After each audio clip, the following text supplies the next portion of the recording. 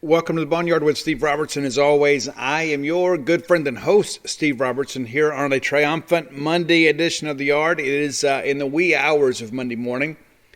Haven't been to bed yet. Still pretty fired up about what happened at Dirty Noble Field on Sunday. Had a lot of phone calls, a lot of texts.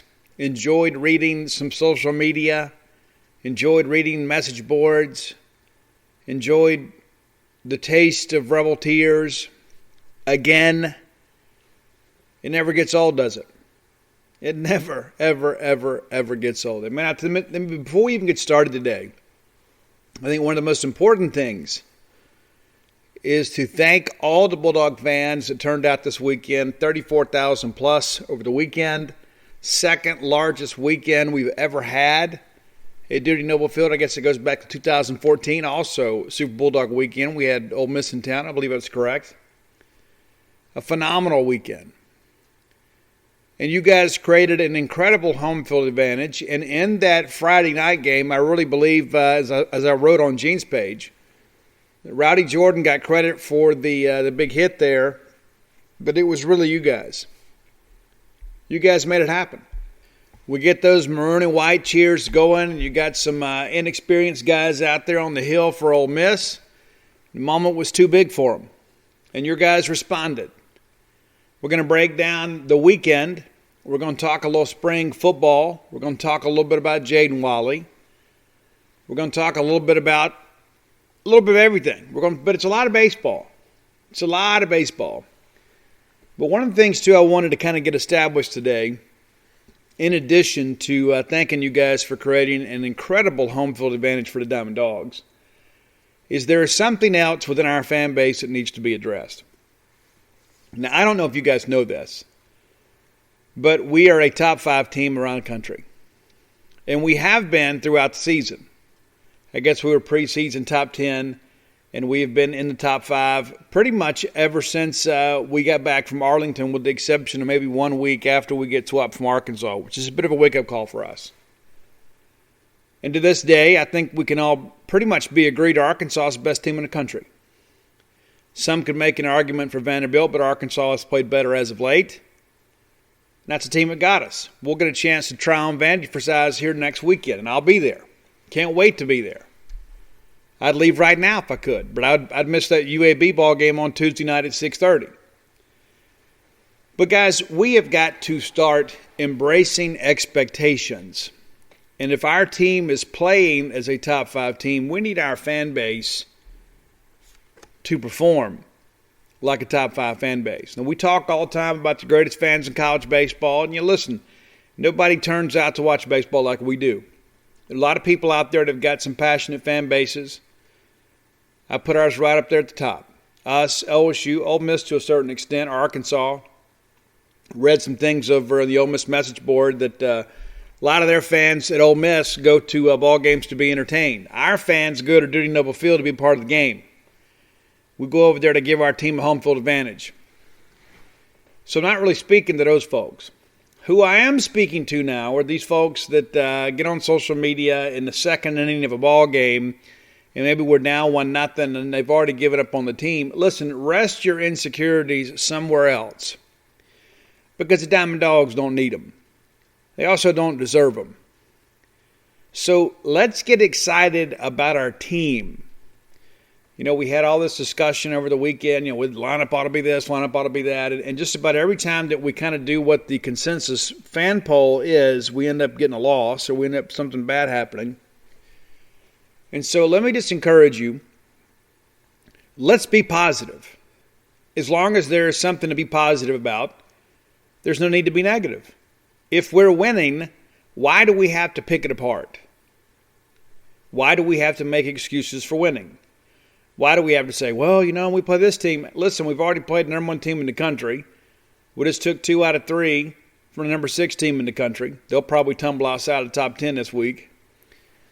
And so many of us, and I count that us as Mississippi State folks because I am one of yours, many of us are scared of Ole Miss. I am not scared of Ole Miss, and I think I've proven that to you. Guys, listen, Ole Miss is not good at sports. They're probably better at baseball than they are at anything. And we're better than them at that. We are better at baseball than they are at anything, at least sports related. I mean, you want to talk about, combing bad bangs and buying cheap bourbon and putting on some bad cologne and wearing, a sweater vest and that sort of stuff. I mean, they kick our butt and every bit of that. But as far as things where there is a scoreboard involved, they struggle.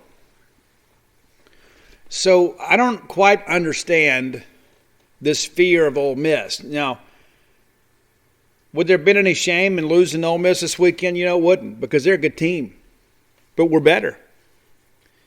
And I think we get up and go to work on Monday morning. I think we can feel like, I can poke my chest out a little bit, because not only were we better Sunday, not only were we better this weekend, not only have we been better the last 5 years, 6 years, 50 years, 100 years, we're simply better.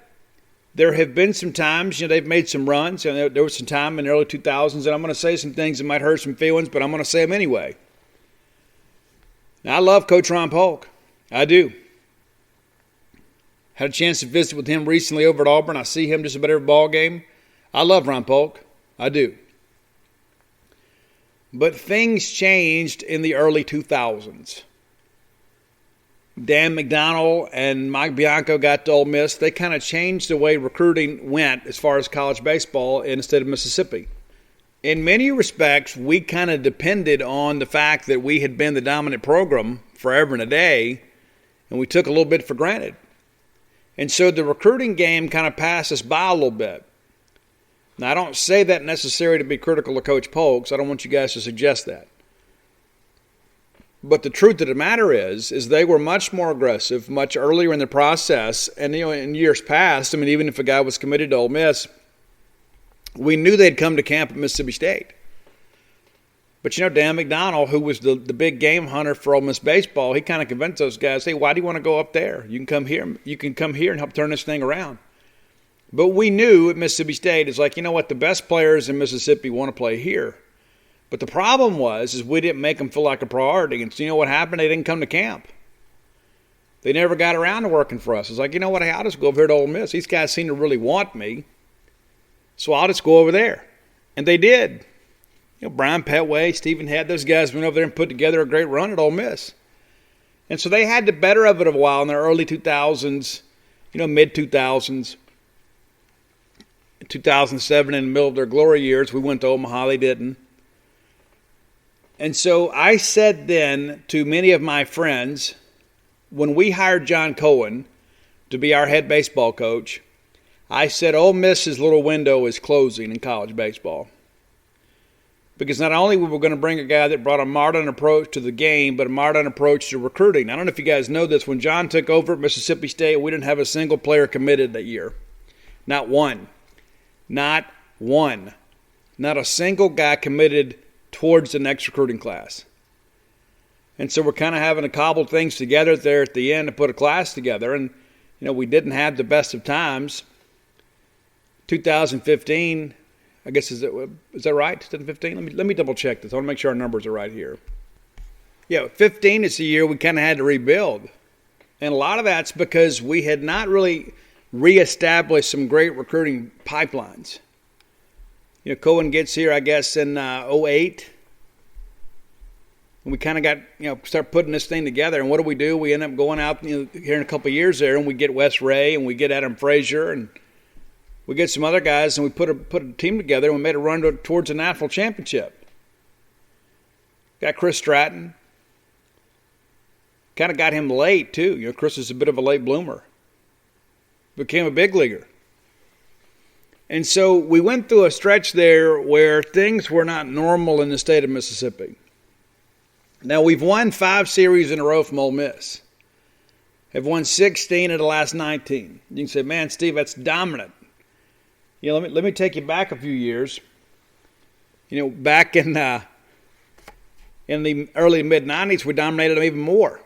I just happened to have my trusty Mississippi State media guy in front of me. In 87, we swept the series. We get into 88. We go to Oxford. We win 2 out of 3. We didn't play the full series in 89, which is weird to think about, but we didn't. We had them play them the very first game of the year and played them at home, and we lost. And then the other games got rained out. Well, then we get into 1990. And so we win the series in 90 in Oxford. We turn around in 91. We only played one game because, again, we had some rainouts. We won the one game we did play, the SEC weekend. We get into 1992. We sweep them in 92. We get into 1993. And again, these teams weren't necessarily dominant. These Mississippi State teams weren't. But in 93, we win the series again at Oxford. We turn around in 94. We get them at our place. We take 2 of 3. One of those a 17-8 ball game. 1995, we win that series too in Oxford, 2 out of 3.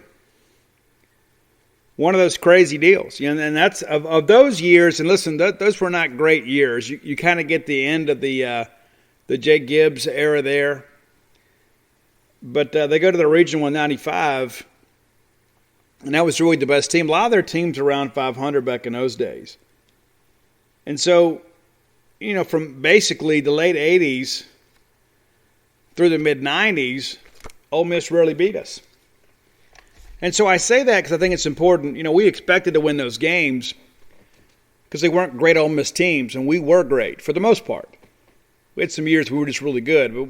But beating Ole Miss was an annual rite of passage. These Ole Miss teams are beaten now. These are really good baseball teams. They've been to the regionals, 4 of the last 5 years? You begin to kind of break this thing down. They had the one year they didn't make the tournament. They've been to Supers a couple times. So this is one of the great runs in Ole Miss baseball, and they can't beat Mississippi State. They can't beat Mississippi State. 3-16 against the Bulldogs, dating back to 2016. And here's the thing, too. The names change, the results don't. Your head baseball coach in 2016 was John Cohen. Your head baseball coach in 2017 was Andy Cannizaro. Your head baseball coach in 18 was Gary Henderson. Your head baseball coach 2019, Chris Lemonis. So 4 different coaches have dominated Ole Miss during this stretch. And again, these are really good Ole Miss baseball teams. Give them credit. This wasn't like the 80s when Clark and Palmero just went over and took batting practice. We were trying to beat LSU back then. We're still trying to beat LSU. And we have beaten LSU. But this weekend was kind of a microcosm of what we've had. And what's interesting, too, people say, Steve, I really wanted to sweep. I always want to sweep. It doesn't matter who we play. But, the last 3 series that between State and Ole Miss have been played at Starkville, we've won best 2 out of 3. The last 2 in Oxford, we swept. And, of course, we won all 4 of the Mayor's Trophy games. So we are dominating a really good program right now. And that has to really, really, really sting. Because they had convinced themselves, in the mid-2000s that they had surpassed us in baseball. They go out and build their new stadium, and they got Bianco, and they survived a couple of overtures from LSU. They're like, hey, we're now the dominant program in the state of Mississippi. Listen, there were some times I think we had to be honest with ourselves and say, you know what? These guys may have passed us. Our stadium had gotten a little bit antiquated. Our approach to recruiting was certainly antiquated. And then we're out here kind of making some things happen, hoping for the best. Bulldog baseball is back. We're back to where we were. And it's like when you younger guys, listen to the show, you younger guys and gals, and I had a couple of young ladies correct me this weekend. So you know what, Steve? We listen to the show too. And you know what, ladies? And I love you for it. But this is what it was like, growing up in the 80s. In mid to late 80s, this is what it was. I mean, we went out there and we contended, we played well, and we competed for championships, and we're in the mix to win the SEC. We're in the mix to, we didn't have super regionals back then. We were in the mix to go to Omaha. This is what it was like. Except we didn't have this grand cathedral of a stadium, and I don't know that we had as good a lineup from top to bottom. And that's the thing. I wrote an article here recently about there are no perfect teams. You go back, I interviewed Ron Polk and John Cole both. You go back and look, the 85 team, bottom third of the order wasn't very good because we traded defense for offense. Frank Davis and John Scott are guys that could play really good defense, run the bases pretty well, but they weren't great hitters. We also threw Jeff Brantley and Gene Morgan, ridiculous amount of innings. Probably couldn't get away with that today. So we didn't have a lot of depth in the pitching staff, but yet there we were, best team in the country, and, took some bad luck for us to get eliminated. Should have won a national championship. We were the best team in the country, but you know what? That final weekend, we weren't. 1989 team, offensively, one of the best teams in school history. But you know what? We didn't have a great pitching staff. Now, that may hurt a few feelings, but we didn't. We had a good pitching staff. We had Bobby Reed, and he's a guy, too, that threw way too many innings. We had Tracy Jobes. He was the guy who was very competitive. Get out there and do some things for you. Chris George, Chuck Holly. We had some good pitchers, but a lot of those guys, we kind of outscored people, too. We overwhelmed people. You get into 2013, team that played for a national championship against UCLA. We didn't have great starting pitching. We brought our bullpen. We'd go out there and throw Trevor Fitz for, to get us through the first time through the order as a right-hander, and they'd stack their lineup with lefties, and we'd bring Ross Mitchell in. I think Ross Mitchell went 11-0 that year. Was an All-American. Sometimes I don't know if he could throw it through a wet paper bag, but he did, and we won. And Hunter Renfroe didn't really become a star until that final year. He was the guy that struggled to hit the breaking ball. 2016, one of our greatest teams did not make it to Omaha. A lot of big leaguers on that team. Nate Lowe, of course, Jack Kruger. Ryan Gridley was a great player. Brent Rooker, of course, a redshirt sophomore back then. Dakota Hudson, Austin Sexton. It's a great team. We got upset in the Supers by Arizona, and then they lost in a national championship series to Coastal Carolina. The fact that the Chanticleers have a national title and we don't is one of those things that really irritates me. So when I look at this team today, I say, you know what, we got some holes. But you know what, every team has had some holes. What happens is the best teams have to get hot and be playing their best baseball at the end of the year. We're playing really well right now, and I think we're a team that kind of believes that we've got that special feel to us. Maybe we have it, whatever it is. And one of the things that kind of comprises it is the fact that we believe we can always find a way to win. And we do, more times than not. So I say that to say this. If our team believes in themselves, and if our players and coaches believe in our program, can our fans do it too? And I'm not talking to those of you that come out and do a great job, but there's a lot of people that are very outspoken about our baseball program that, they kind of let their emotions get the better of them. So let's kind of redirect that energy towards getting behind this team and saying, we got a chance to go to Omaha 3 straight times. We've never done that in school history. We've never done it in school history. We've been twice, back-to-back, 2 times in our history. Brooks Bryan and Brian Weiss and Jeremy Jackson, those boys, they took us in 97, 98. Jake took us in 18 and 19. Of course, Ethan Small, big group. Hunter Stovall, Peyton Plumlee. But we've never done it 3 times in a row. They didn't have the College World Series last year, so that didn't count against us. We got a chance to go do something really cool. And so let's enjoy the season. Let's enjoy the ride together. There were a lot of people last week, too, that were all upset and all up in arms because they thought they knew more when it came to how the ticketing situation was going to work. No, Steve, we're not going to do it. Yeah, they did. I told you they would, and they did. We had over 13,000 at the game on Saturday. We had 10,000, 522 on Sunday. Over 34,000 for the weekend. And so rather than let's find things to gripe about, let's find things to feel good about. And listen, I'm no Pollyanna. And people that know me well will tell you, there are sometimes, too, I get a little down in the mouth, too. But I'm enjoying this college baseball season. And I'm enjoying this team. And I'm enjoying having to get up every Monday morning wondering where we're going to be in the polls.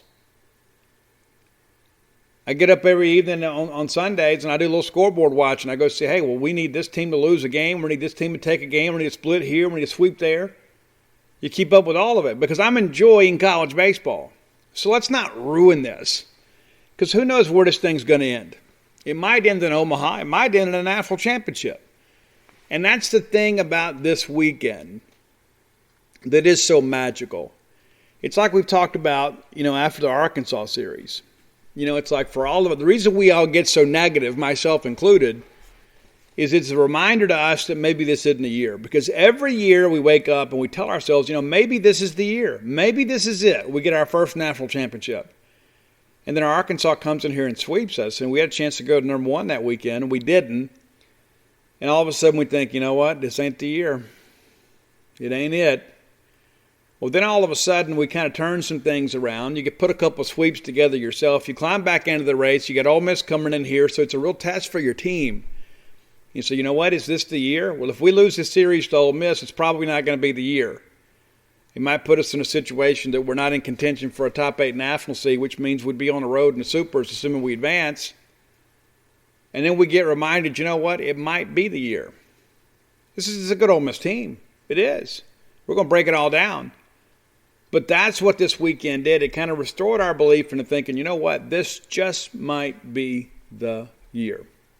All right, Bulldog Burger Company was hopping this weekend. Had a couple friends went by and had a great meal, had a great time, great service, great food, and they turned those tables over pretty quick this weekend. That's what I was told. So yeah, they didn't rush you on out of there, but they didn't make you wait forever either. They kind of got things going. Bulldog Burger Company, great people, great food, great prices. You need to go by and find your own favorites.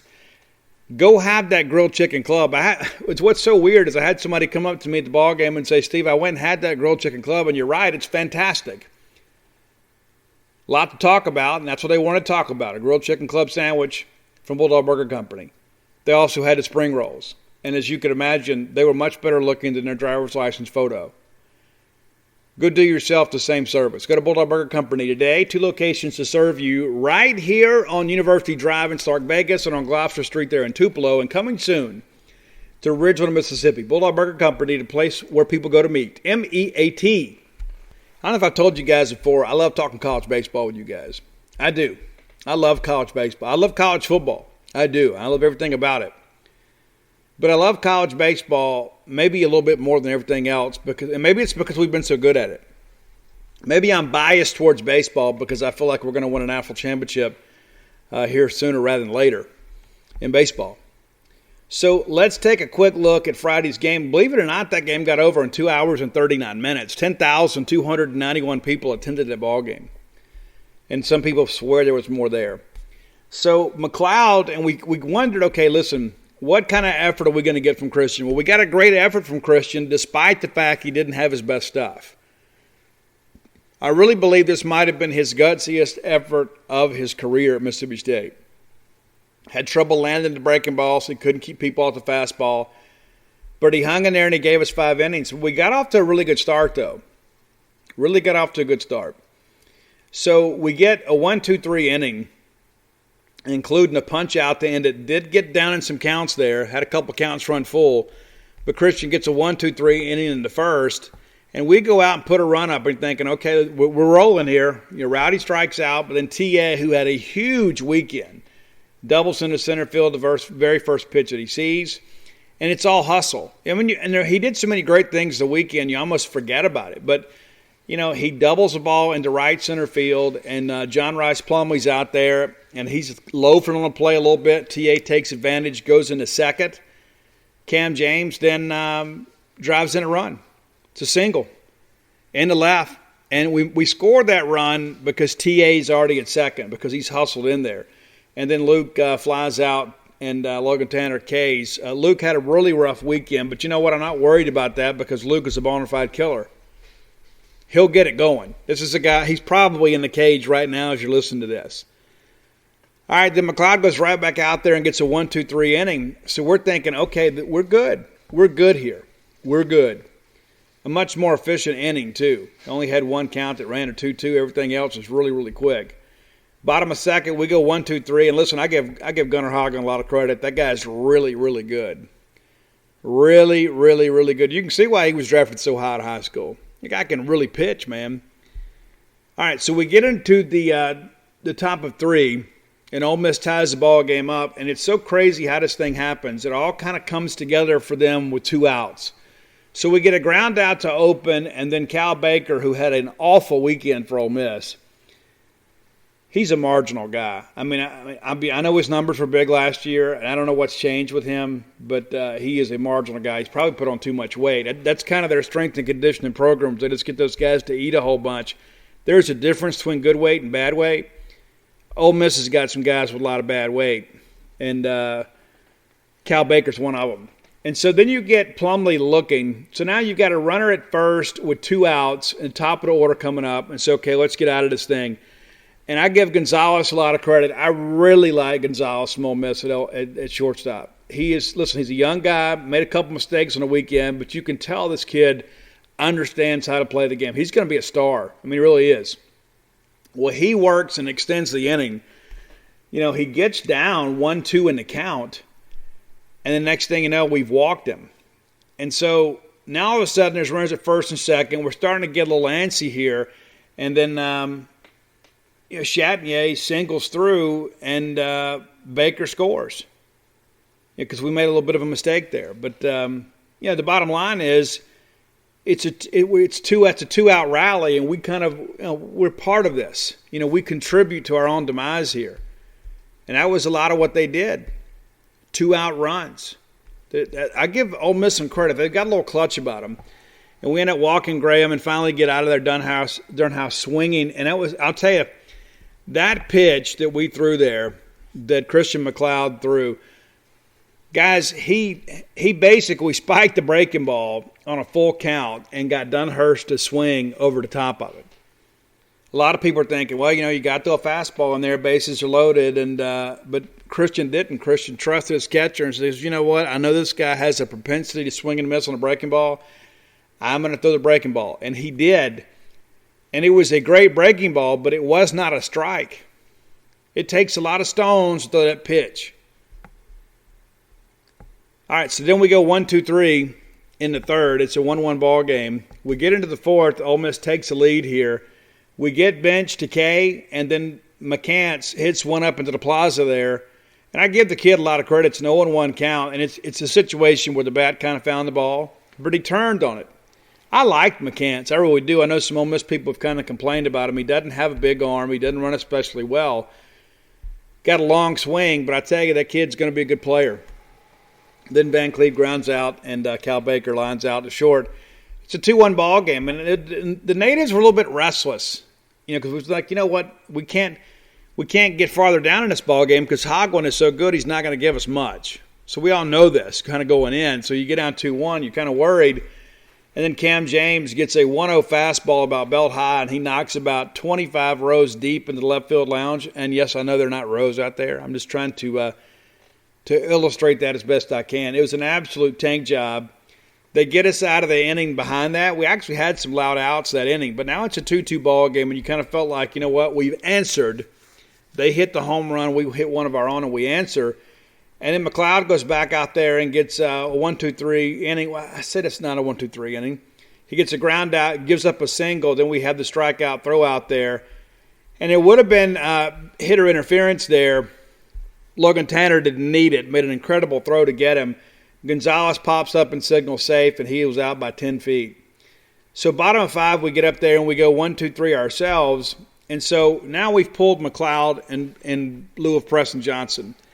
Now, Christian McLeod, as I mentioned, did not have overpowering stuff. But he was able to get through 5 and kind of get it to Johnson to give us an opportunity. And if you begin to think, okay, if Johnson's pitching well and if we find a way to rally and take a lead, you bring in Landon Sims. Well, that's exactly what happened. And Preston Johnson, his outing against Auburn was not good. He walked the first 2 hitters he saw. And both of those guys came around to score. It was part of that rally that allowed them to kind of tighten that game up on Friday. But he comes in, starts mowing people down. Strikeout looking, gives up a single, and then gets a double play to get out of it. I'm sure that settled the kid down a lot.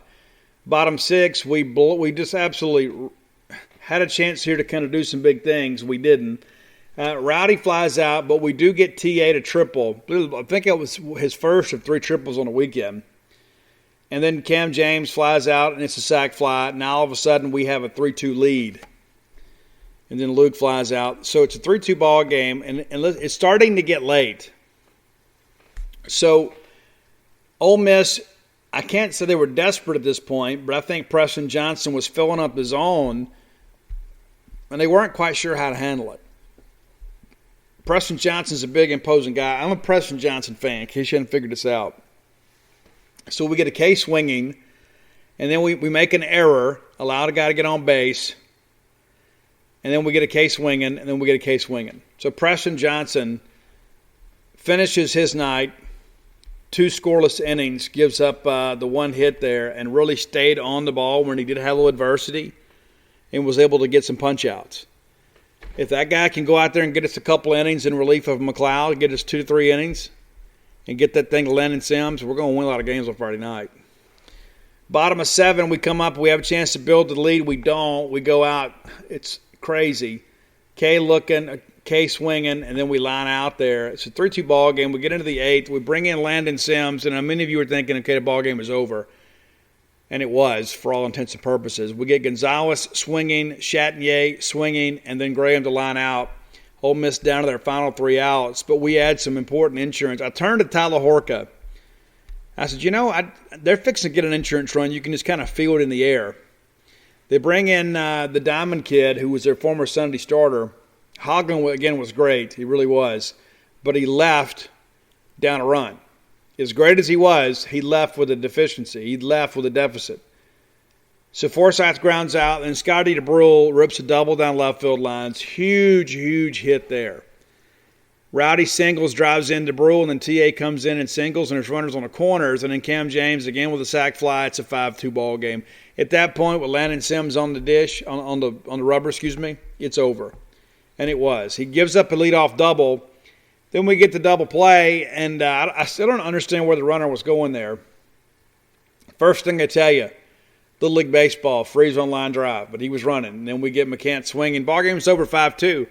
Now, a lot of us felt like going into the weekend, we got 3 games to play with. We just need to win this series. So you went on Friday, and you're able to relax a little bit. So you know what? We got 2 chances to win 1 at the very least. And we get into Saturday. It was an absolute joke. But before we do, let me run down some numbers for you from Friday, just in case you've forgotten. Look at this box score real quick. Preston Johnson earns his first college win. Landon Sims picks up his 4th save. Gunnar Hoglund picks up his 2nd loss. That kid can really pitch, though. I admit it, that guy's really good. T.A. 3 for 4. Cam James 2 for 2 with 4 RBIs. Scotty DeBrule with a couple of big at-bats there. Gets the hit and the late run there. We have 5 runs on 7 hits. Not a great offensive night, but when you're getting a future big leaguer on the hill going against you, you're going to have some nights like that. So, speaking of great pitching performances, that's what happened on Saturday. Mississippi State, we just never seemed to get going. And listen, Ole Miss scored in the first 5 innings. I mean, we didn't keep them off the hill off the scoreboard until the 6th. They scored in 6 of the 9 innings and had 17 hits. We had 1. I'm not going to just run this thing down for you just because we've all been over it enough. But we didn't get any base runners. And we did do a good job getting Cam Tuller some work. Mikey Tepper got some SEC play. Eric Cerantola gets out there, does some things. But listen, everything was working for Ole Miss. And listen, give them some credit for getting back off the mat and responding. That was a tough loss on Friday night. And they came back and whipped our fannies on Saturday. They did. You tip your cap and say, you know what? This guy, Doug McKaysey, may be your SEC pitcher of the week. He goes a 1-hit complete game, shutout, strikes out 12, issued 2 walks, 122 pitches. We just couldn't do anything with him. And listen, when you can throw the breaking ball to both sides of the plate and you can change speeds, he's not overpowering with that fastball, but he is really good with the change and good with the breaking ball, and it keeps people off the fastball, and you're up there guessing a lot. And so he hurt us. He did. So congratulations, Doug. You got us. You went home with a series loss, but I'm sure you can feel good and probably get the SEC Pitcher of the Week award. But on Sunday, your boys couldn't finish the deal for you. So let's get into Sunday. I think we all felt pretty good about where things stood going in. But listen, we all wake up probably thinking, man, the thought of losing to these guys is more than I can bear. And we have all spoke so glowingly of the 14-2 record over the last 4 years. We have. We don't want to give that up, man, right? Now we can say 16 of 19. So we're 16-3 against them in the last 5 years. And so we love being able to say that. We didn't want to surrender that talking point, right? So let's kind of break this thing down. And again, State gets to them early. We had a chance. I turned to Tyler Horkel when I was watching McDaniel's pitch there in pregames. He had some horrendous misses, even in pregame warmups. I mean, they were awful. And then that kind of carried over. It really did. We get out of the inning pretty quick as far as the top goes. We walk Gonzalez, but then Satinier grounds in double play. Taylor made there 6-4-3. We get out of it, and then Graham pops up, and you think, okay, Fristo's good to go. So we get into the first ourselves, and I thought we really blew an opportunity here. I didn't think he was sharp at all. Rowdy gets the big hit through the left side, and then he hits Allen on the very first pitch that he sees. And so you get runners at first and second, nobody out. And to be honest with you, even though Cam James has been raking, I would have bunted right here. Because the way that Luke Hancock elevates the ball, if I get runners at second and third, I'm going to get the sac fly. But we didn't do it. We strike out looking. And listen, the strike zone was kind of erratic on Sunday for both teams. I'm not trying to sit here and say that Mississippi State got shortchanged. But it really felt like both teams were getting squeezed a little bit, so you kind of had to throw it up there and get hit. So Luke Hancock flies out, and then Tanner flies out. We don't get anything from it. It's just one of those things. You get your first two guys on, and you don't even move them around. Again, it's an early situation. You'd like to be able to get the big hit, but I like to play for one early. I really do. So we come back in the second inning, and again, it seems like we've got some things going for us here. We get ground out to Hatcher at first there, and Josh played a really good ball game. Bench then doubles to left center. Rowdy comes up firing. It's going to be close. He looked safe initially because I thought DeBro missed the tag until I saw the replay and saw that he got him. And then they went and reviewed it and didn't change the call. I still don't understand it, but whatever. The runner that was gifted to Ole Miss was stranded because Fristo battles back and strikes out back-to-back hitters to get out of it, including Leatherwood. Bottom second, we couldn't push much across there. We get a leadoff walk. Again, Hatcher, great job of being disciplined there. Because, listen, here's the deal with Josh. 2-0 counts, he's usually swinging. He got a ball in, he takes it, and then he gets the ball up and he's on base. And all of a sudden we've got a leadoff runner on, and then they pop up on the infield. There's something Josh can do. You don't go halfway on a pop-up on the infield. But Braylon ends up at first and then still second. And then Forsythe singles through the right side and Skinner scores. And so we get there. It kind of serves the same purpose as a bunt, but we get there because of Skinner's ability to steal the base. And he breaks on it, and then the ball's in the dirt, so Dunhurst really had no chance. But just, way to be aggressive. And so then DeBro pops up, and I thought that was going to drop too, and Rowdy strikes out swinging. But it's a 1-0 ball game, and I think everybody in the ballpark kind of relaxed just a little bit. Said, okay, we're going to be okay. We're going to be okay. We're going to be okay. Ole Miss comes right back and ties it. And again, it's one of those deals. It's a 2-out rally that's kind of self-inflicted. We get Baker to K. We get Harris to fly out. And so there's 0-2, and then Gonzalez has one of the best at-bats of the day.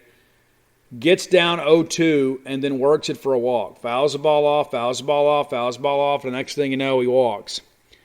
And then Chatinier singles through the left side on the very first pitch. Runners at first and second. Graham walks, and we end up walking Dunhurst to walk a run in. So we tie the game ourselves. And again, it's a 2-out rally based on some self-inflicted errors. We go up there. Let's just say we get Gonzalez to pop up. We get that thing 1-2-3. It might be a different story today. Bottom of 3, State goes 1-2-3. We don't do anything about it. Top of 4, Ole Miss gets the lead. McCants goes out swinging, and this is when we had Hootie in the game too. We brought Houston Harding in late in the third. He got Justin Bench to fly out, but Hootie's in the ball game. And we get a full count, and Harding likes to throw that changeup on fastball counts, because guys are going to be untying their shoes trying to hit the fastball. And so he loves throwing that changeup and getting a swing and miss. Well, Leatherwood was clearly sitting back, sitting change, and he hammered that ball in the right field bleachers, put them up 2-1. And then we go right back to it. We get it handled. We get Baker swinging, and then we get Van Cleve to ground out short on a 2-0 count. So damage done, but it's not too much to overcome. But we go 1-2-3 the next inning, and it felt like your boy McDaniel's pitching pretty well. but Hootie's bearing down too. You get a 1-2-3 inning out of Ole Miss there, and we get in the bottom of 5, and we tie the game up. Forsythe flies out, DeBrule strikes out, and all of a sudden we get a 2-out run. Rowdy Jordan hits a majestic blast to right. I mean, that thing was probably 50, 60 feet high off the bat. I mean, an absolute tank. It's a tie ball game. And then they walk Tanner Allen, and you think, okay, we're just going to blow this guy up. But they get out of it with a fly out from Cam. So it's a 2-2 ball game. Houston Harding now, it's his game to win or lose. He comes back and gets Dernhurst swinging. Really made him look silly with some of those changeups. Bench grounds out to third. Nice play by Cam. And then we walk McCants. And then we get back to Leatherwood. And I really disagreed with the pitch sequence here. You know, hindsight's always 20/20. I would not have given him another changeup to hit. I just wouldn't. And I thought Harding was throwing harder than he has all year. He was hitting 90 on the gun. He's routinely an 88, 89 guy. He got 90 today, maybe even got 91 once. And that makes that changeup even more devastating. But we get a full count here, and he's sure enough, pardon me, I'm ahead of myself. It's an 0-1. We get ahead 0-1, and we throw a change. We go back to it, and he hits another bomb. And a great weekend for Leatherwood. He's probably going to be the everyday right fielder for them. Then we get Baker to strike out looking. So now it's a 4-2 Ole Miss lead, middle of the 6th. And there were a lot of people that said, you know what, we're in a lot of trouble here. We're in a lot of trouble. They bring in Mowitz for McDaniel once there's one out. And there's a little bit of a angst in the Ole Miss fan base about bringing this kid in. And at this point, I think we were either going to get to McDaniel or we're going to get to whoever they trotted out there, unless maybe it was Broadway. Because Broadway's an excellent pitcher, too. We did get to him eventually. But they bring in Mowitz, and we get 3 hits in a row. Tanner singles up the middle. Hatcher singles to the right side. Skinner singles to the right side. And the run scores. Now it's a 4-3 ball game. Forsythe and Kay's looking, and DeBrule singles through and drives in Hatcher. So it's a tie ball game. Rowdy then has the infield hit there, and the bases are loading. They bring in Broadway to face TA. Now, of course, this is their third pitcher of the inning. You go Mowitz, Miller, Broadway. And I put this in the notes in my article. You know, if you're Ole Miss and you're in a bases-loaded situation with 2 down, and you bring in Broadway, you think, you know what, I got my best reliever on the hill. This is the best situation that I can hope for. This is probably the game. It's a tie ball game. We got to get an out here. We can't give up any more runs. So who's the one guy I'm going to pick out of the bullpen? What's Broadway? Well, the Mississippi State on the other side of this thing is like, okay, it's 2 outs. We've tied the game. You got bases loaded. Who's the one guy you want up there? Well, it's TA. It's obviously TA. I mean, that's not a shot at anybody else on the team, but, you know, if I'm making the call there, I'm picking TA because here's what I know. That guy's going to work hard and get me an AB. He's willing to take a walk. He's willing to work the other way. And when he gets a fastball, he hammers it. And that's what happens in this situation here. 2 balls down, it's a 2-0 count. You know, so he's not going to want to walk in the go-ahead run, so you know you're going to get a pitch to hit. Actually got a fastball down, which what shows what great job Tanner Allen did of hitting here is he goes down and gets it and lifts that thing and lines it out into the right center field gap. I thought McCants took a bad angle. I don't know that it would have mattered as hard as that ball was hit. And everybody scores. And listen, if you've seen the replays, you know it. As soon as that ball hit green grass, TA was thinking 3. And he made it easy. Now it's a 7-4 ball game. And you begin to think, you know what, if we can just find a way to get to Landon Sims, a lot of people are thinking, Steve, let's bring in Landon Sims right now in the 7th. Well, considering that he threw, about 20, 25 pitches on Friday, a 3-inning save is probably not in the cards. So we bring in Parker Stinnett. And listen, Parker Stinnett is an Oxford native. And so I wondered a little bit about his juice level with this one, you know. Is he going to be a little too keyed up here? I think he might have been a little bit. Got behind a couple of hitters early. Got down 2-0 and then gives up a double to Van Cleve. And the fact that Van Cleve can double will tell you how well that ball was hit. Gonzalez then flies out, and then we hit Chatinier with the pitch. Now there's runners at first and second. And listen, we get a great play here. I mean, a great play by Josh Hatcher. Great play there, and ranging deep behind the bag, gets it, and then throws to Parker Stinnett, who covers, and great job of Parker to get over. You get the out there, runners take second and third, no harm done yet. Then we walk Dunhurst on 4 pitches. But Stinnett kind of bears down. And listen, Logan Tanner did a good job going out there selling his pitcher down, and he gets a ground ball, and we get out of it. And so at that point, it really felt like the ball game. I mean, that's how it felt in the stadium. It's like, you know what? They had to leave them loaded. The time runs on base in the 7th. Now they've got 6 outs to go, and you know who's down there warming up in the pen.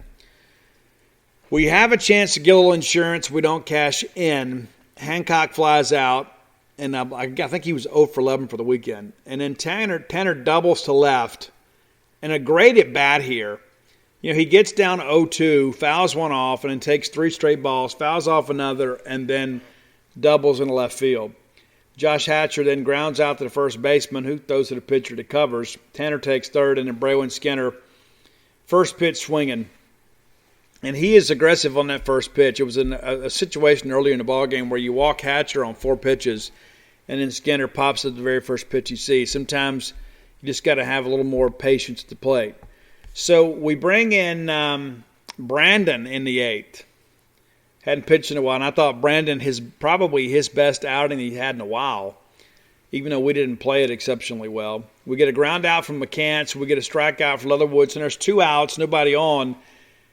Cal Baker singles, and then Van Cleve gets on. It's just crazy. We get a ground ball, and Cam has played good defense all weekend. We get a ground ball, and I don't know why he hustled the way he did with Van Cleve getting over there. I mean, Van Cleve looks like he's running in molasses. But, we drop it. We hurry ourselves up. We throw it away, and then Van Cleve runs over Hatcher. I was okay with the no call because it's just 2 guys making a play. I mean, there was no deliberate intent on either party that I saw.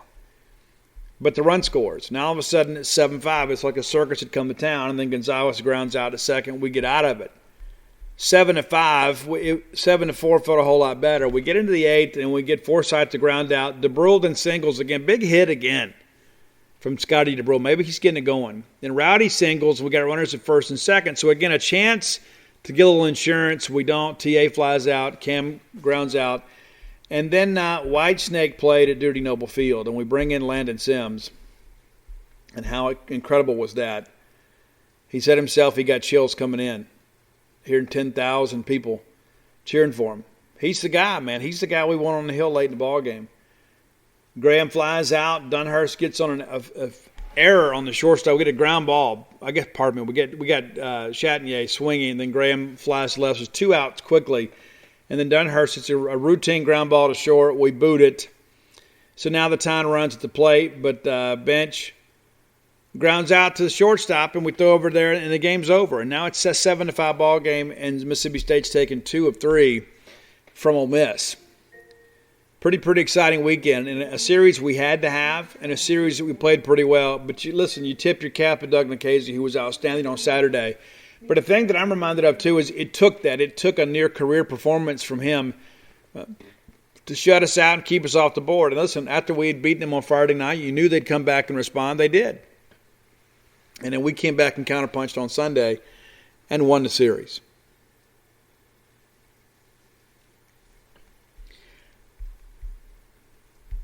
All right, let's take a quick look around the league. South Carolina takes 2 out of 3 from LSU and Baton Rouge. LSU got off to a good start. They won that Thursday night game and beat South Carolina's ace. But, the Gamecocks come back and play really well and win a pair to close out the series. Florida sweeps Missouri. We're not going to get any help from Mizzou. And thankfully we get them. They're dreadful. We got to find a way to make sure we win that one. Arkansas wins the first 2, but then lose 11-10 on Sunday. So, Aggies, thank you very much. We were hoping you guys could take a game from Arkansas to help us be within a game in the standings. We didn't have a lot of faith in you doing it, but you did. So, thank you. Vanderbilt takes 2 out of 3 in Knoxville. Of course, Tennessee gets the big Saturday win. And, again, we hoped Tennessee could at least get 1, maybe 2. Kumar Rocker dominated on Friday, but Tennessee did kind of get the Jack Leiter a little bit on Saturday. And so Vanderbilt wins the series. But, again, we just want to see splits around the league when we can get them. Auburn plays 3 1-1 ball games with Alabama. They lose 2 of the 3. It's just been that kind of year for Auburn. Alabama walks it off on Saturday.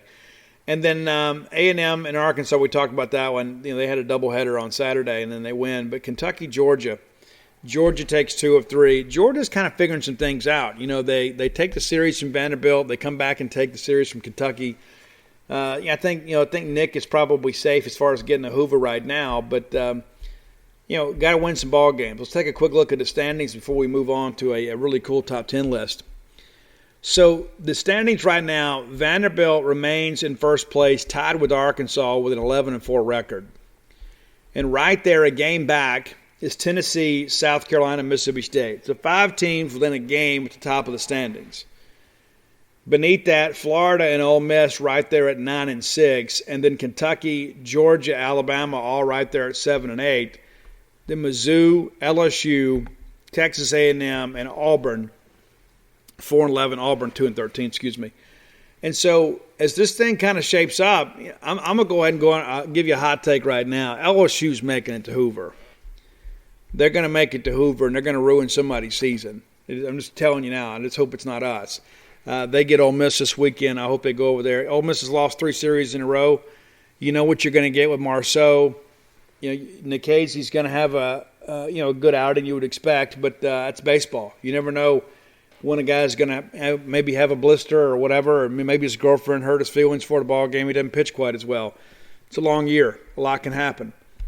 Even some of our own fans had left us buried for dead, but here we are at the halfway point, officially 15 games into the 30-game SEC schedule, and we're a game out of first place.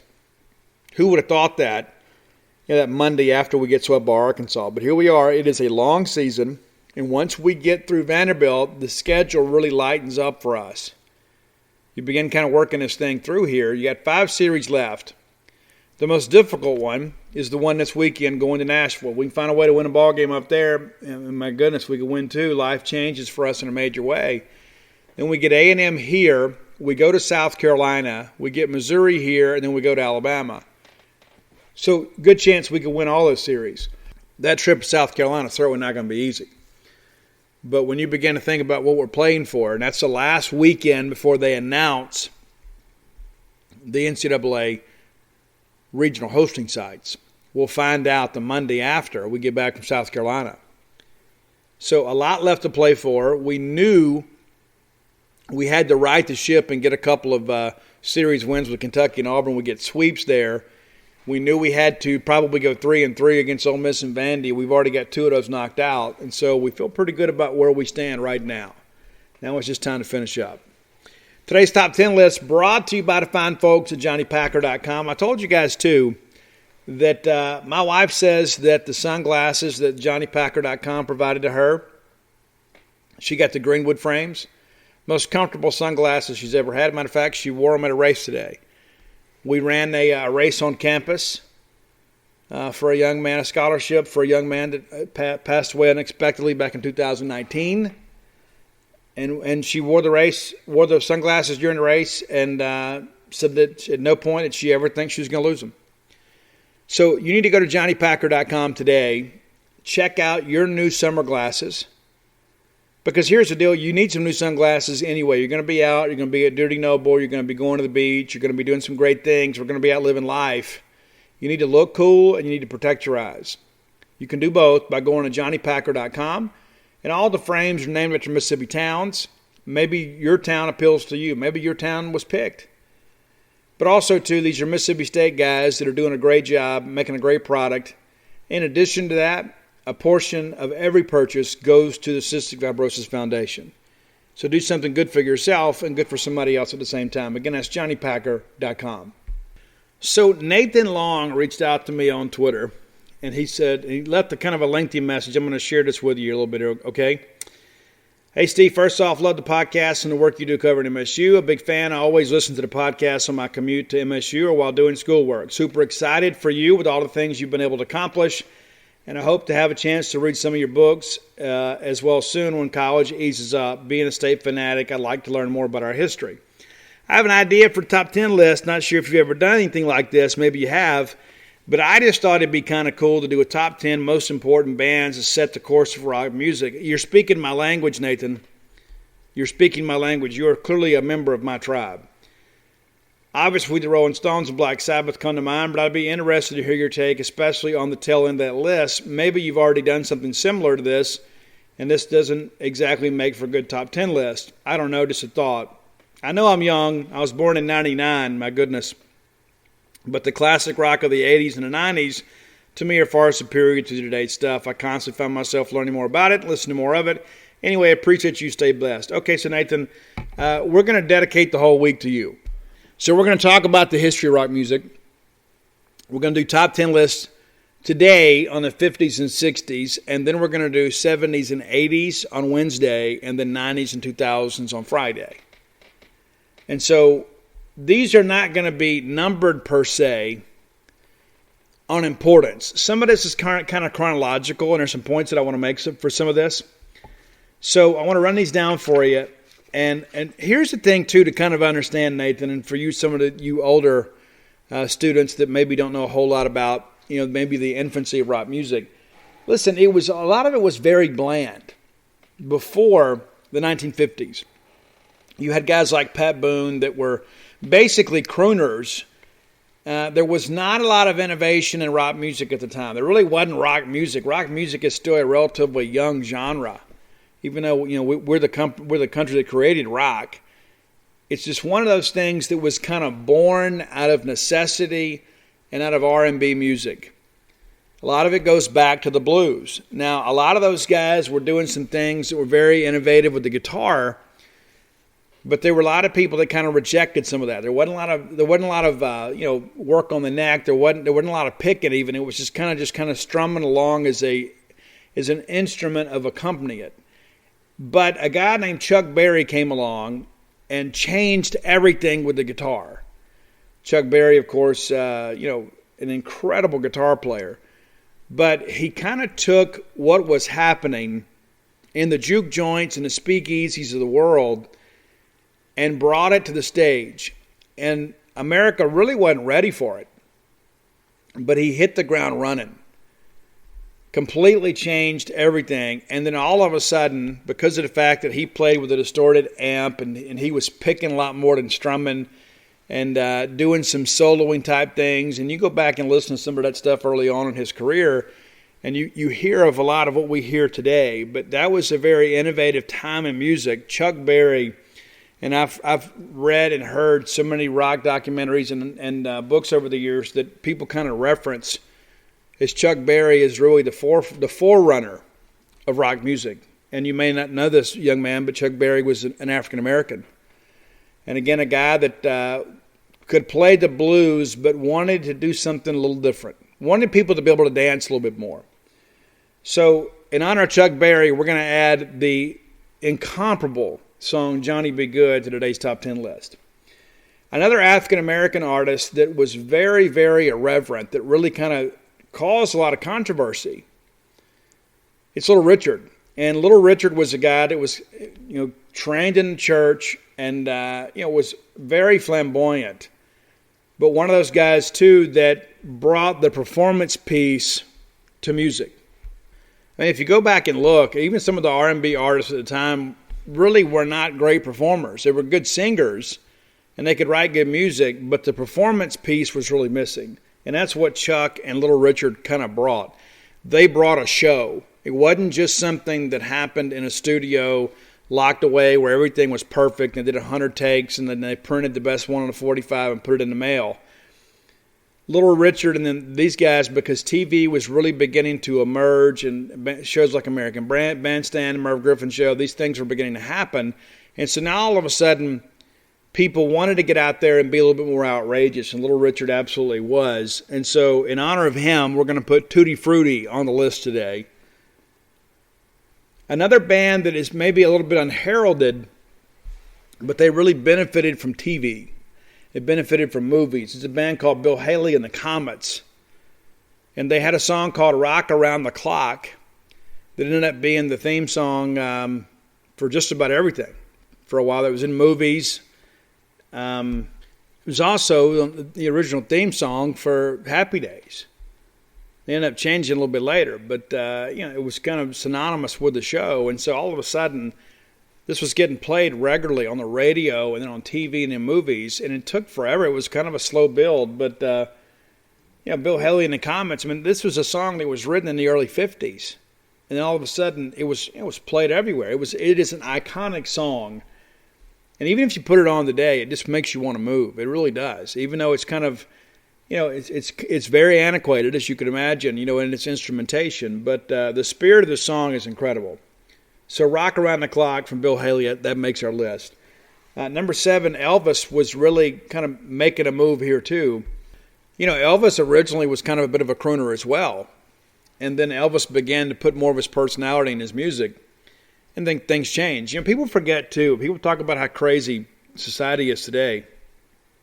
They wouldn't let Elvis Presley be filmed from the waist down because of his gyrating pelvis, right? Because he shook his hips and that kind of stuff, and they didn't want that on TV, afraid their TVs would explode and their kids would run away and whatever. So in honor of Elvis, our Mississippi boy, we're going to go Jailhouse Rock today.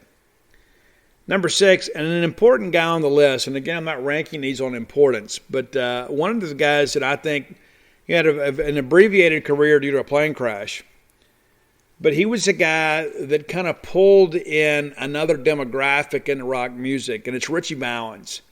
And if you've never seen the movie La Bamba, let me encourage you to do it. Lou Diamond Phillips is in there, and it's great. And in the song we're going to use is La Bamba. But he kind of took Tejano music and then added an electric guitar to it, and all of a sudden there was rock in the Latino community. And so while this started originally in the blues juke joints and things of that nature, and eventually came to the airwaves out to kind of white America, Ricky Valens is the one that kind of pulled it in and made it, not just multiracial but multinational, because Ritchie Valens was a huge hit out of Mexico. And so things began to change and innovate, because music is a unifier. That's one of the things that I think gets lost in today's culture. Is like, these are people playing the same instruments and playing a lot of the same chords and that sort of stuff. And, we're in the middle of getting ready for the civil rights movement in America. But, music back in those days was just simply fun. I mean, there wasn't a lot of protests just yet. And I think Ritchie Valens would have had an incredible career, had he lived. Of course, he and the Big Bopper and Buddy Holly died in a plane crash. But if you've never seen La Bamba, let me encourage you to do so. Ritchie is a guy that grew up in the ghetto. And was involved in an interracial relationship with a white girl, and her family didn't approve. And Donna was her name, and he wrote a hit song about her and won her heart. But it was in a confusing time for Ritchie, and all he knew that he was in love. But I'm a huge Ritchie Valens fan because of the movie. I had seen back years ago they'd have these greatest hit albums that they would advertise on television. And when I had a chance to learn more about Ritchie Valens and his story, I was very touched by that. Number 5, a guy that lived a very controversial life, but also, too, a guy that kind of brought that performance piece out from people, and it's Jerry Lee Lewis. A lot of people would pick Great Balls of Fire here. We're going a whole lot of shaking for us. But Jerry Lee Lewis was incredibly controversial. Married a girl that was 13 years of age. I believe she was actually his cousin.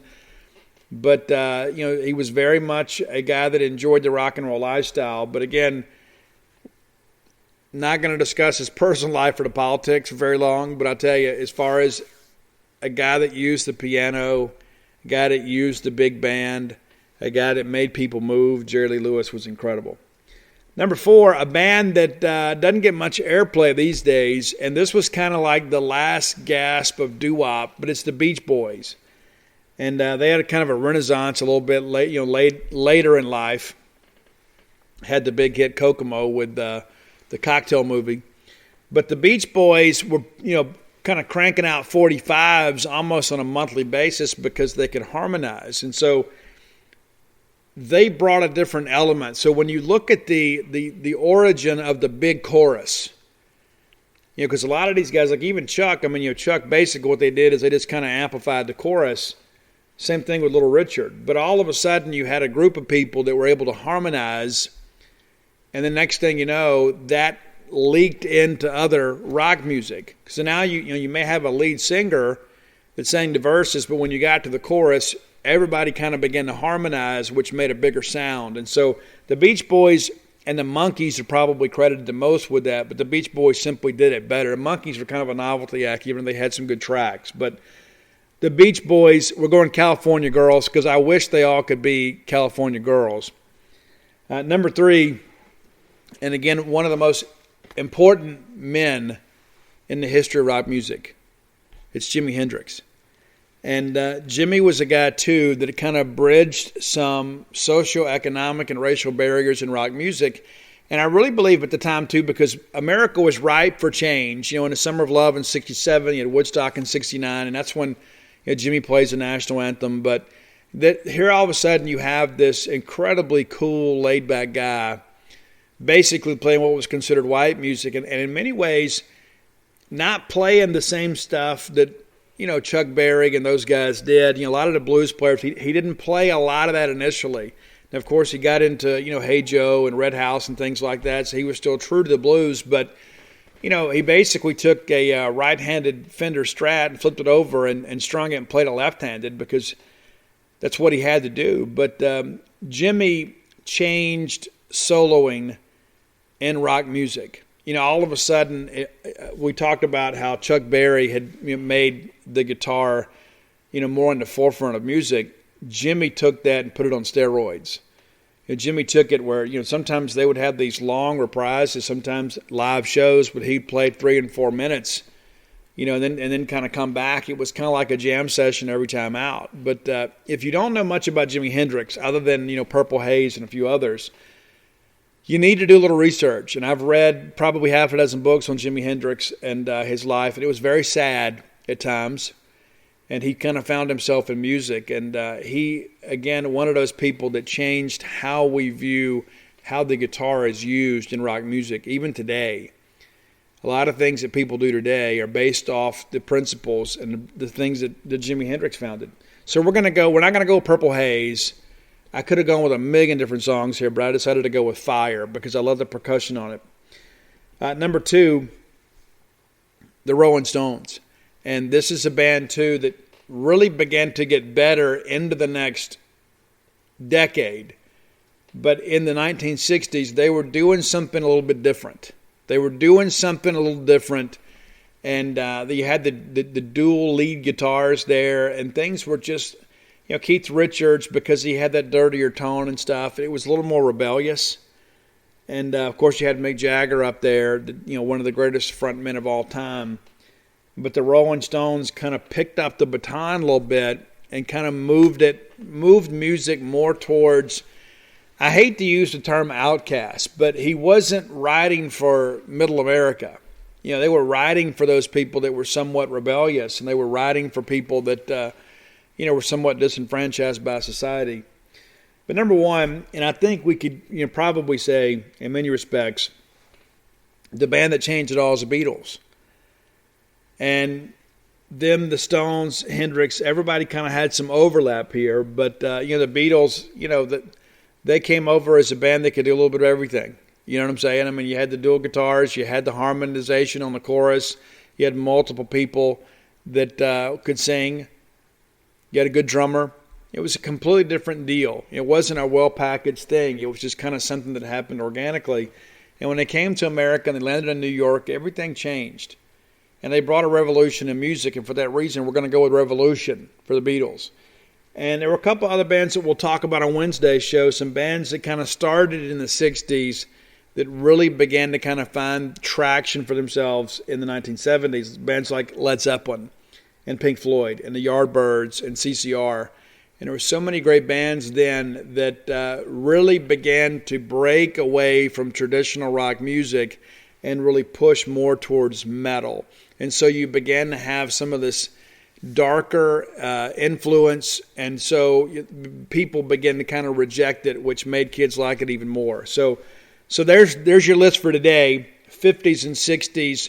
We're going to take a journey through rock music this week. I look forward to doing this. Thought it was a great idea. I couldn't wait to share it with you guys. And listen, there are a lot of people that enjoyed Pat Boone and all the doo-wop stuff, but listen, music was ready for a change, and it happened, and America embraced it.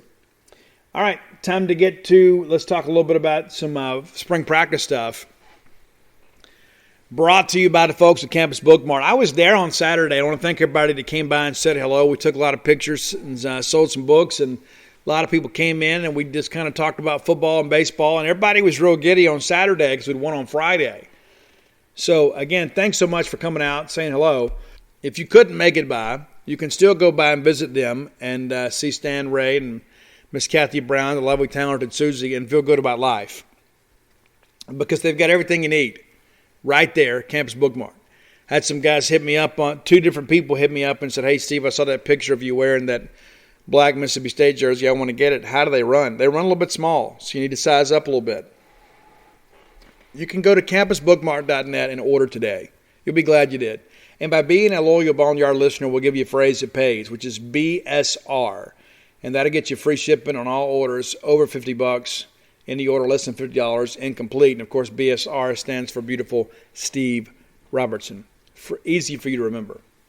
All right, so spring game, I got to watch the first half. And then I went over to baseball, and I was able to kind of keep an eye on it there too. And so the first thing that I'll tell you, I didn't think that we were especially energetic. And so when I read Mike Leach's comments post-game, I was kind of glad that he kind of saw the same thing. And I've talked to a couple of our assistant coaches. They kind of felt the same way. Said, we went out there and we did some good things at times, but our energy level just wasn't quite there. And listen, that's one of the things I thought about too. It wasn't too terribly long ago we got done playing football.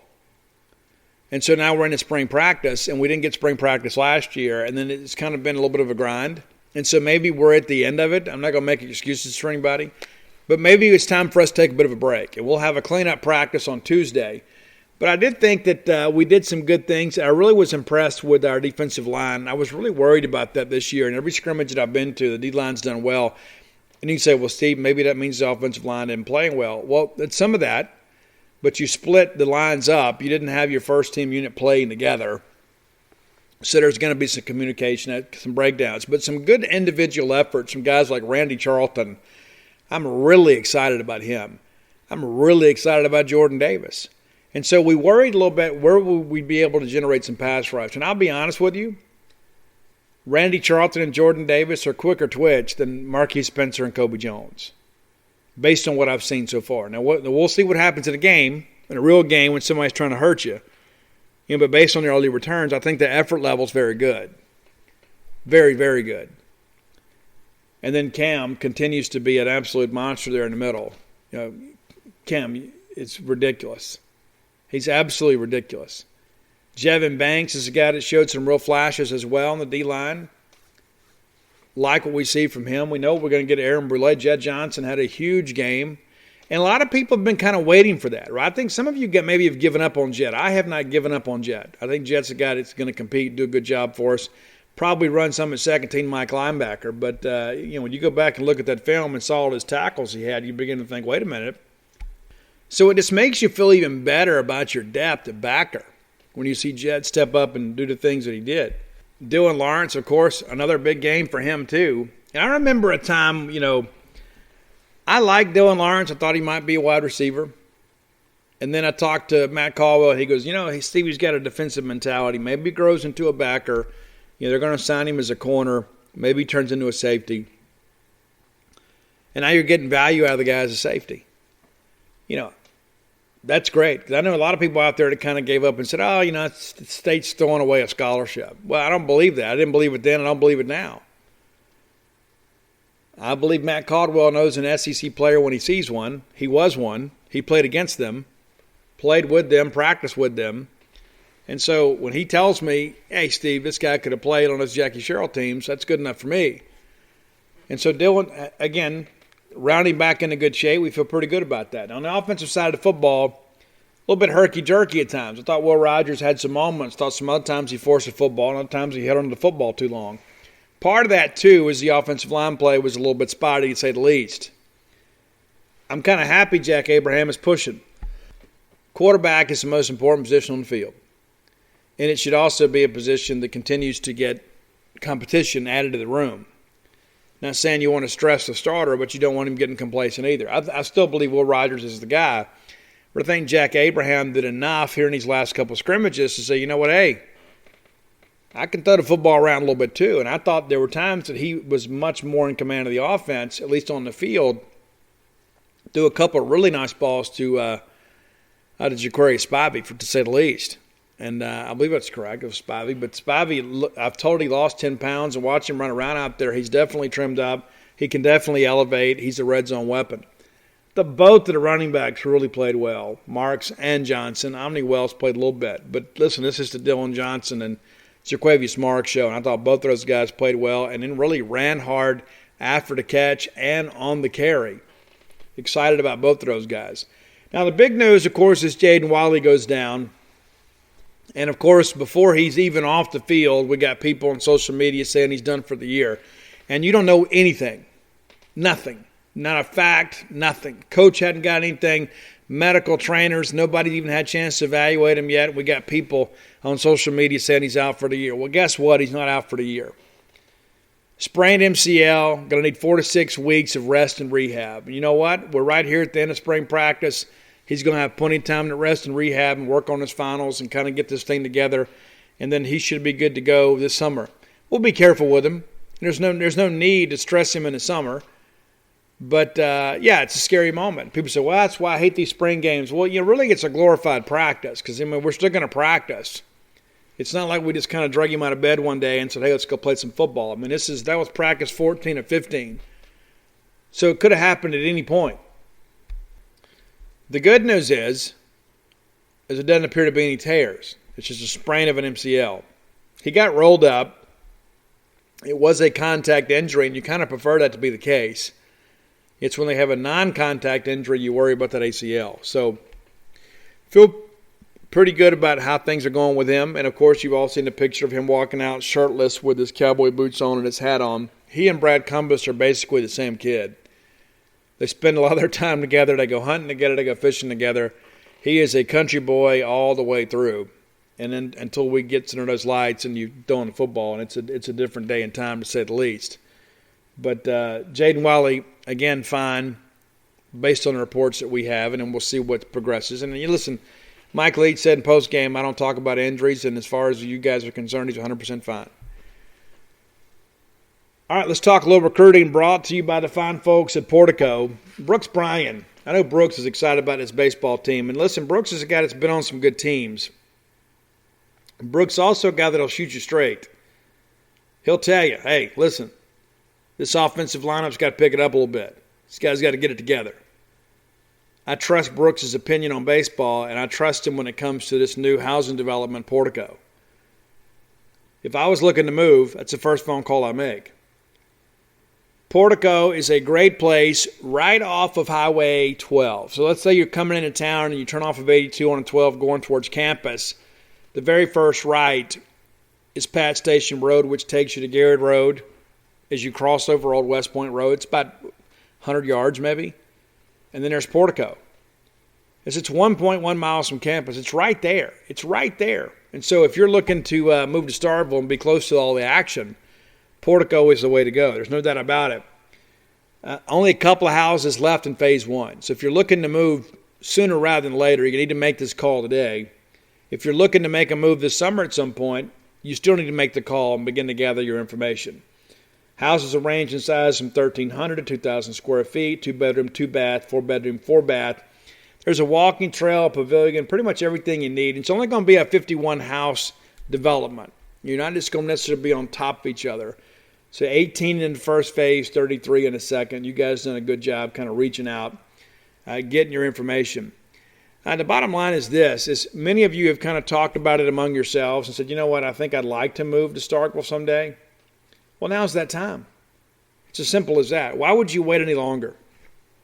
I love it here. I'm here until the end. Come be my neighbor. Phone number 601-416-8075. Again, that's 601-416-8075. All right, so we had a really busy week last week with recruiting. Not so much towards the end of the week. You know, we had a commitment with Sunday, Monday, Tuesday. Didn't get any over the weekend. There were many, many prospects in town. Basically, all of your signees were here. I think with one exception. I'd have to double-check that. Paul's got a list over on genespage.com. You can check it out, double-check my accuracy there. We had several guys here. We had some guys that didn't make it. Chaz Preston had the ACT, so he wasn't able to make it. The same for Cam East. Now, of course, you may have heard NCAA has now said, too, that they're going to kind of forego standardized testing again this year because it's difficult to get the testing done. But I'm told that Chaz Preston's dad says, you know what, we're going to go ahead and do it. We're going to go ahead and do it anyway. So I expect Cam East and Chaz to be back on campus sooner rather than later. They do have virtual calls regularly. Carter Edwards is a guy we've talked about on this show several times, and he has taken multiple visits. Now he's kind of slowing the process down just a little bit. Wants to take some visits, wants to get back to Boulder.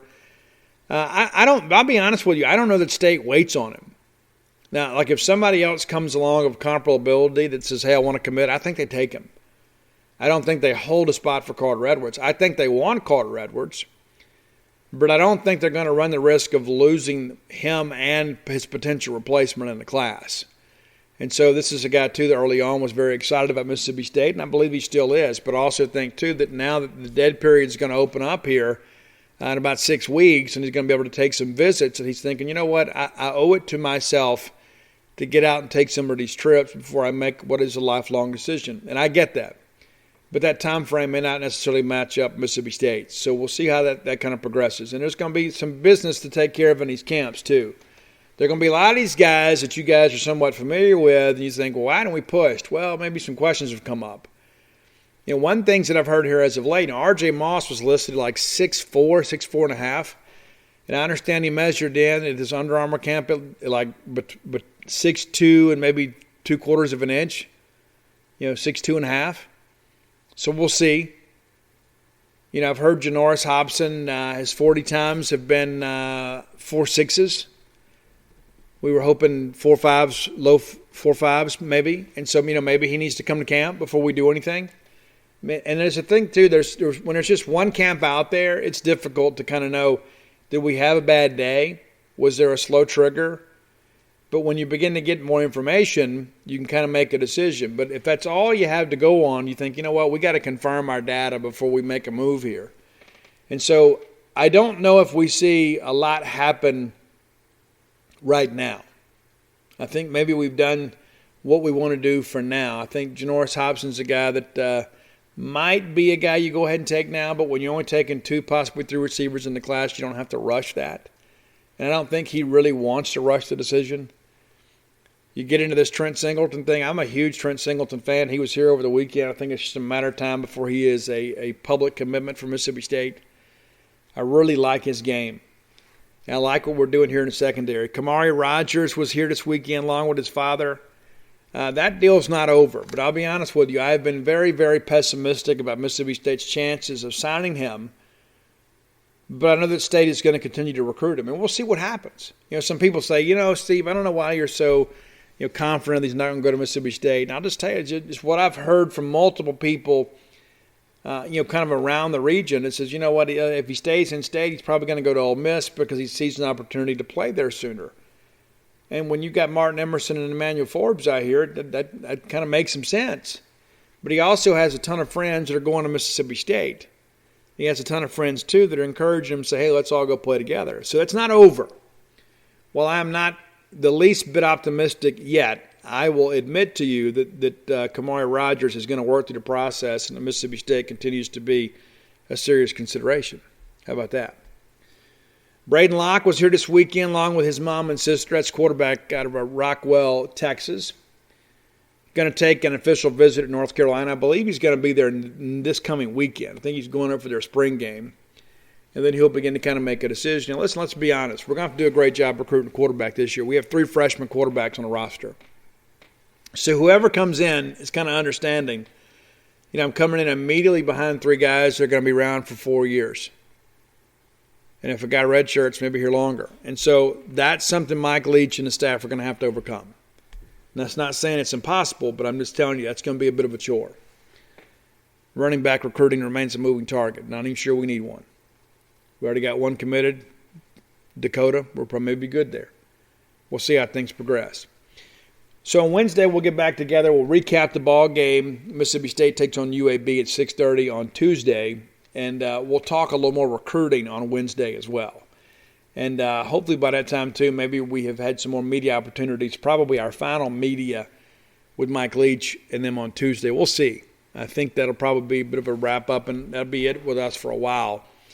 But I'm excited about the direction of things. And, again, a lot of reports from people that observe practice and say, you know what, we look like we know what we're doing. That's always helpful. All right, let me get this show up for you guys, and I want to hit the hay, and then I'll be back with you soon. So until next time, let's all live our lives in a way we make more friends than enemies, and people can see a difference in the way we live. And you know what? I forgot to tell you something, too. So once again, we had somebody sit behind home plate wearing a Stark Villain shirt. I didn't ask them to do it. They just did it on their own. And I love her for it. And I've had all these people hit me up and saying, Steve, where do we get this shirt? You go to starkvillains.com and you order it, and then they'll ship it to you. And it's locally made, locally packaged, locally shipped right here from Starkville. It's a Starkville business that handles every bit of that. And then go to alphadogsthebook.com and you can get personalized copies of every book out there. Everything that I've got. And we'll give you some updates of some things on Wednesday. But again, until next time, let's all live our lives in a way we make more friends than enemies, and people can see a difference in the way we live.